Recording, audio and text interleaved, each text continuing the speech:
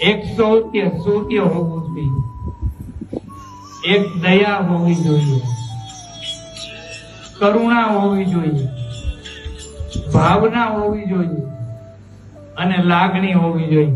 આ 6 કર્મ ક્ષત્રિયોના હોવા જોઈએ. એ 6 ગુણને લઈને આપણે ક્ષત્રિયો કહેવાય છે. આશરે આવેલાને માફી આપવી, આશરે આવેલાને આશરો આપવો, આશરે આવેલાને કેદીક આપણો ગમે ખરાબ કર્યો તો એને છોડી દેવો ને જાતું કરવું, એ ભાવના રાખવી. એ આપણો મૂળ ક્ષત્રિયનો ધર્મ એ છે. એ ધર્મ આપણે આજ બજાવતા ભૂલી ગયા છે. આજ નથી છોડી શકતા. છોડાય છે? વિચાર કરો, બધા બેઠા તો છોડાય છે? જ્યાં સુધી લડાઈ ત્યાં સુધી લડી લે, કોઈ મેલે